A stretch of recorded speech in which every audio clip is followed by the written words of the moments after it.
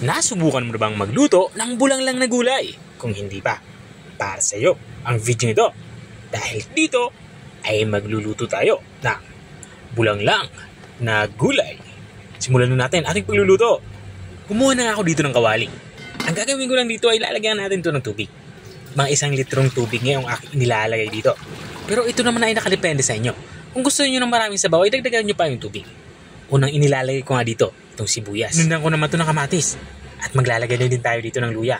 Tapos nga natin mailagay yung kamatis, sibuyas at saka luya, ay tatakpan natin ito. Papakuloy lang natin ito kahit mga 1 minuto. Lumambot lang itong ating unang mga sangkap na ating inilagay. At nang kumulo na nga ito ay dito naman sa parte ito ilalagay na natin yung matitigas nating gulay na panghalo.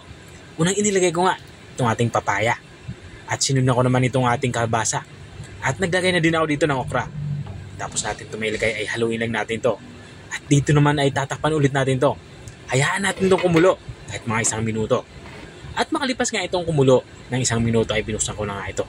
Dito naman sa parte ito ilalagay naman natin ang ating iba pang sangkap na gulay. Meron nga tayo ditong gulay na malalambot. Meron tayo ditong patola. Ilalagay ko na din.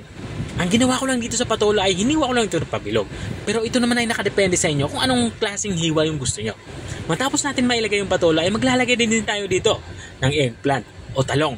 Ang ginawa ko naman sa talong ay hiniwa ko lang ito ng paislan. At kung nanonood ka pa rin hanggang dito sa parte ng aking video, ibig sabihin na interesado ka sa aking niluluto. Baka pwede mo na may comment kung taga saan ka para alam ko kung hanggang saan umabot ang aking video. Matapos natin mailagay yung talong ay inilagay ko na din ang ating mga panghuling sangkap na gulay. Mayroon nga tayo dito ng sitaw at naglagay na din ako dito ng alugbati. Inihalo ko lang nga ito pa ilalim para mabilis itong maluto. Matapos nga natin ito mahalo pa ilalim ay tatakpan na natin to. Pakuluin lang natin to kahit mga 2 minuto. Mabilis lang naman maluto itong ating gulay. Huwag na natin masyadong i-overcook. Tapos nga ng 2 minuto ay binuksan ko naman ito.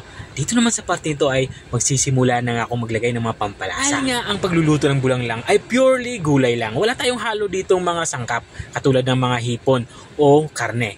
Kaya lalagyan na lang natin ito ng fish cube. 1 pirasong fish cube nga yung aking inilagay. Baling ginawa ko lang dito ay tinunaw ko lang ito at saka hinalo dito sa ating nilulutong ulam.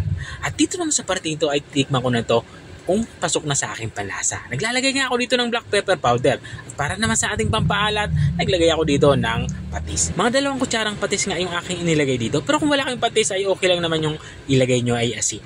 At matapos ko mailagay yung patis, hinalo ko lang ito para pantay-pantay naman yung lasa ng ating nilulutong ulam. At tinakpan ko nga ito para isimmer pa ng kaunting minuto. At makalipas nga ng 2 minuto ay binuksan ko na nga ito. At dito nga sa parte nito ay lutong-luto na nga itong ating ulam pananghalian. Pwede na natin ito i-serve. Ito na nga yung ating bulanglang na gulay. Kung nakarating ka hanggang dito sa dulo ng aking video, maraming salamat sa panunood. At kung nagustuhan mo naman yung bago nating reseping ibinahagi, baka pwede mo naman ito i-share. O siya, hanggang dito na lang ako. Kita-kita ulit sa mga susunod kong mga videos. Paalam! Bye-bye!